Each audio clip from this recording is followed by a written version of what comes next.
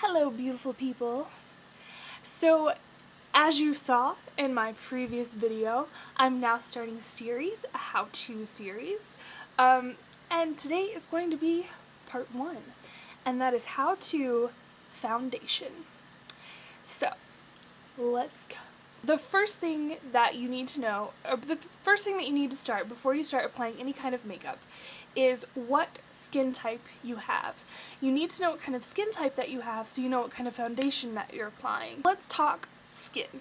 One of the first skin types that we're going to discuss is dry skin.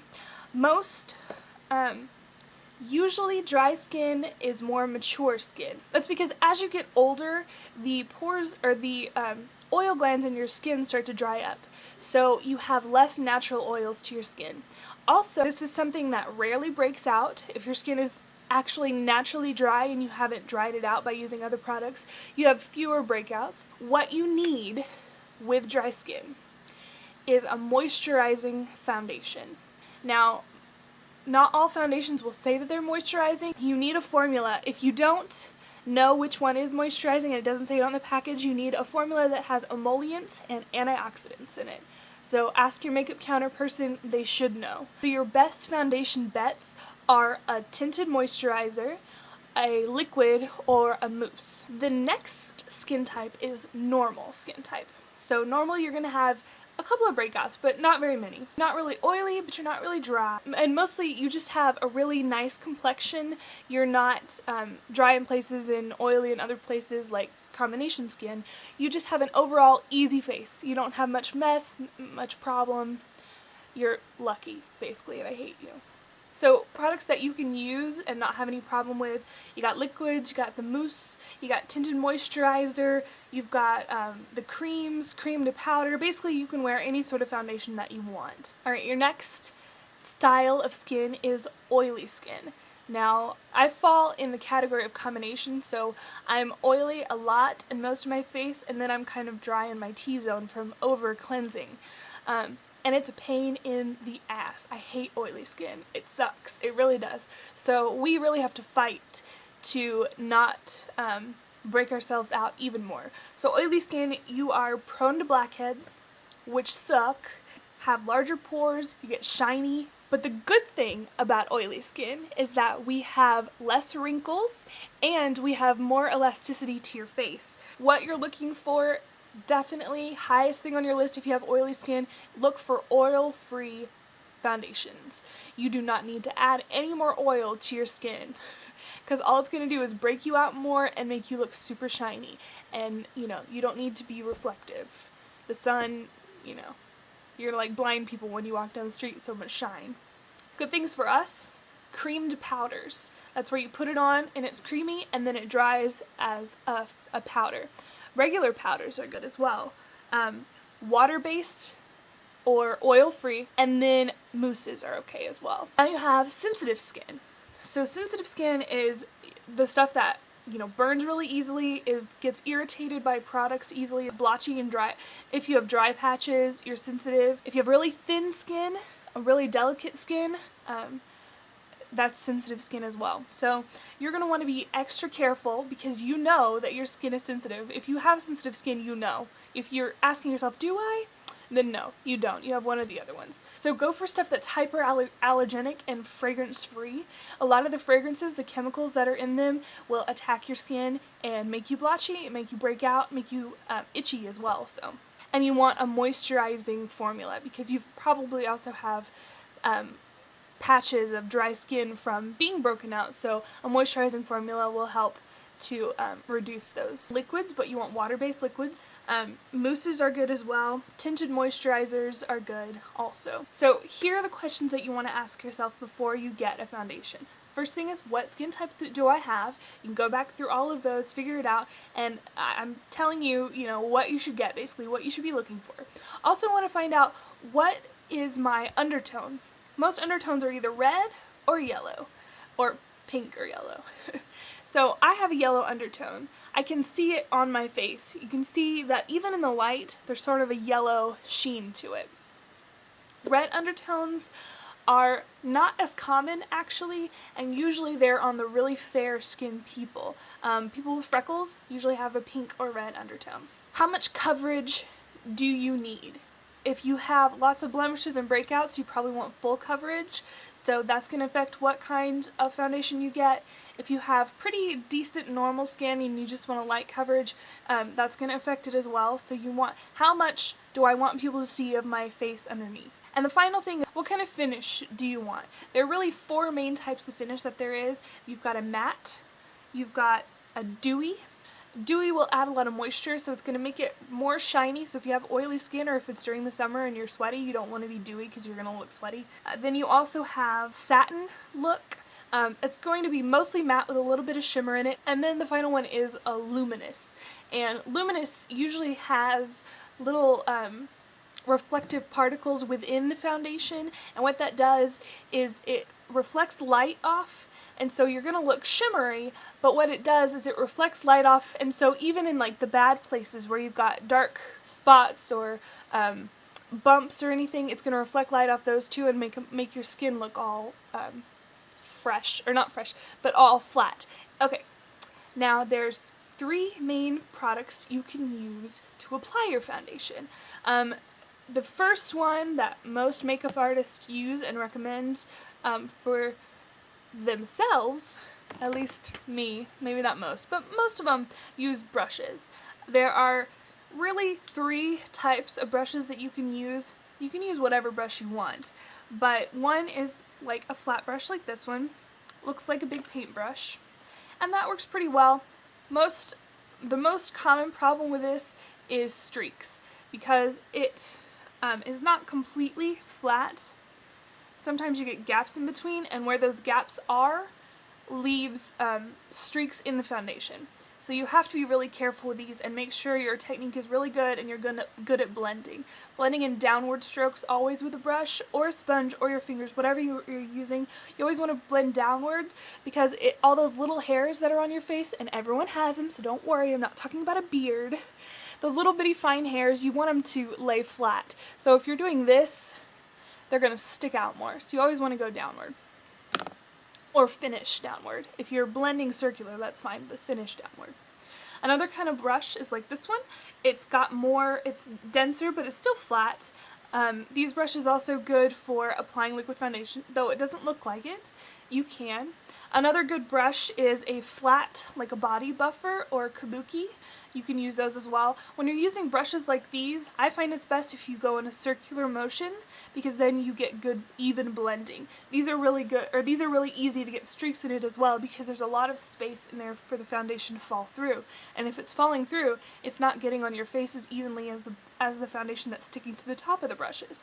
So blending like this with these brushes, not always the best idea. It's not going to get the best coverage. So blending a circular is a good thing. The next thing is a sponge. So these are really great if you're applying makeup on someone else. They're sanitary, you can throw them away afterwards. You always want to make sure and clean your brushes. Dip them in alcohol, use a brush cleaner. It's going to apply the foundation better to your face, and it's also going to reduce breakouts, and it's just nasty if you don't. So these are good because they're sanitary, like I said. You can use them one time, throw them away, they're disposable. These you can apply downwards as well, but it's better to go in a patting motion because you're not going to get streaks. Downwards is streaky, and it also brings your face down. You don't want to go too hard, especially if you have dry, older, mature skin, because if you pull too hard, it doesn't always pop back. You don't want droopy, saggy face. You're not a basset hound. Finally, the third and probably most popular products for women who don't know much about makeup is your hands. Your hands are fine, but if you have sensitive or oily skin, even if you have dry skin, there is so much gunk on your hands. Think about everything that you touch and everything that everyone else touches and how you touch everything and everyone else. Wash your hands. Wash your hands, wash your hands, wash your hands, wash your hands. Seriously. And I'm not just talking about running them under water. Seriously, foam up, wash your hands, get in between your fingers, get in your knuckles, get in your fingernails. There's so much gunk in this world, you do not need that on your face. It's already getting on there anyway from environmental pollution. You do not need to add some more to your face with dirty hands. If you can't wash your hands, please use something else. But if you just have to, get the sanitizer stuff, the stuff that you squirt that's clear gel, or some of it's foamy too. It's everywhere, okay? It's like 99 cents at CVS or Walgreens. Just go pick some up, throw it in your purse, you've got it with you wherever you want. You can use your fingers.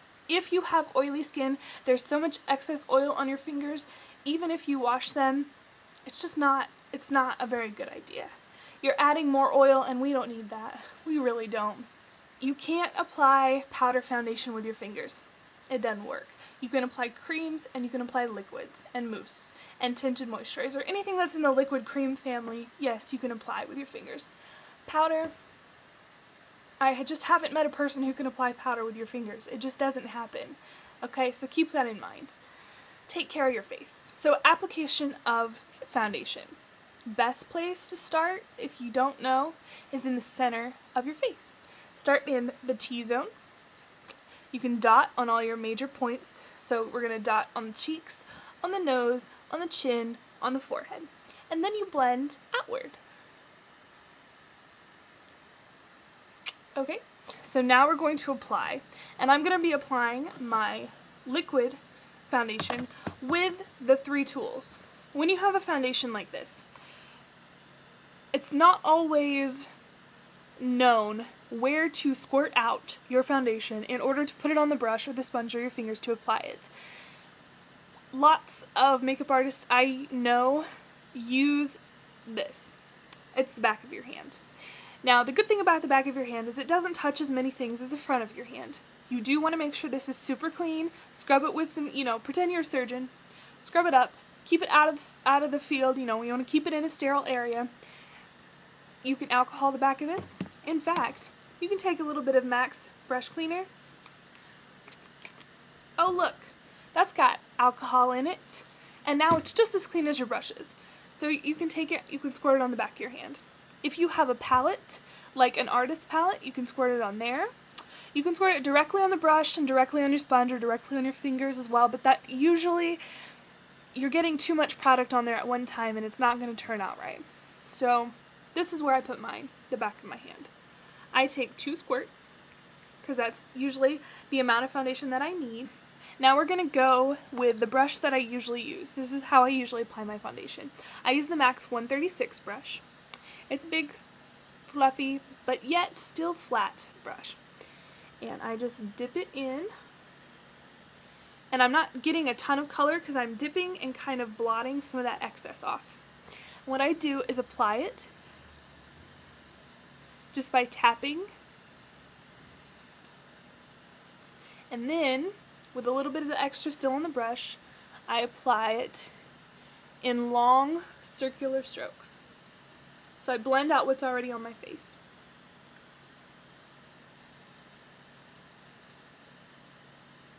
And then I'll come in and just blend again with short circular strokes.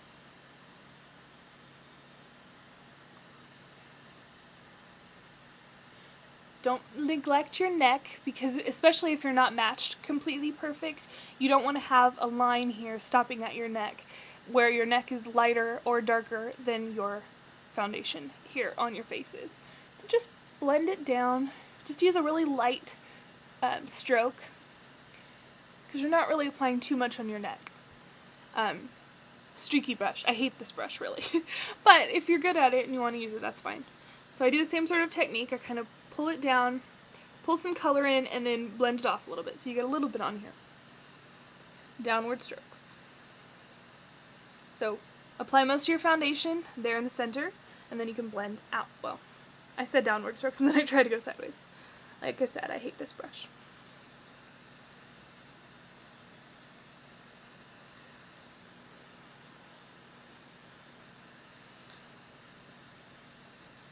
I hate this brush so much that usually I will come in with this brush afterwards and blend it out.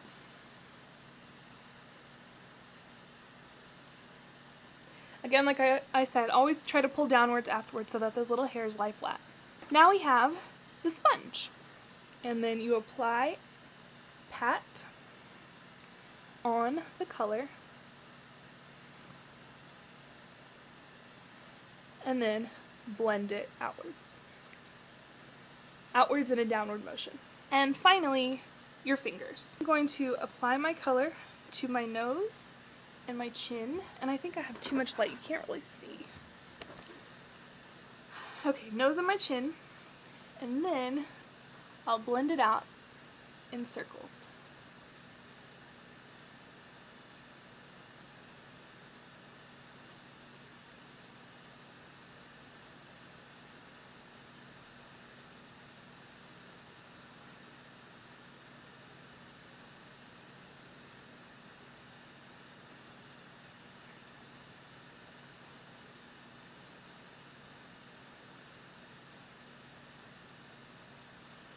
If I go around my nose, because your nose is, like a portal to germs, if I go around with this finger, then I'll blend the rest of it with another finger.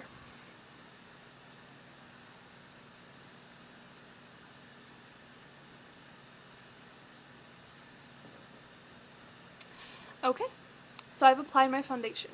After you've applied your foundation, especially if it is a liquid, a cream, a mousse, or a tinted moisturizer, because these are liquid or cream foundations, they need to be set with a powder in order for them to last. The powder will absorb the excess oils inside the foundation, creating, in essence, a paste on your face.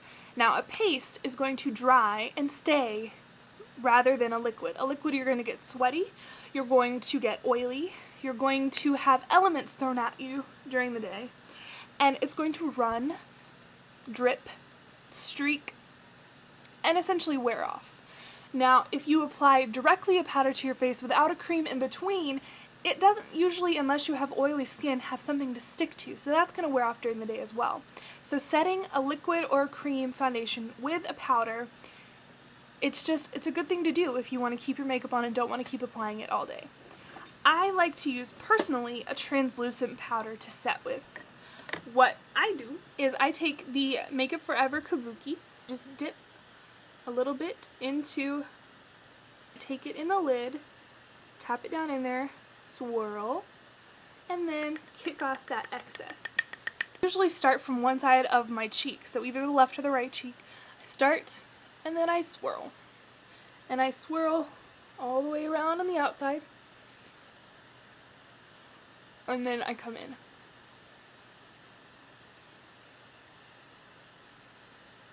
Because it is so finely milled, it makes your face super soft and smooth. It's like a baby's bum. So I hope you have learned a lot about foundation, and I hope that helps you a little bit. Thanks for watching.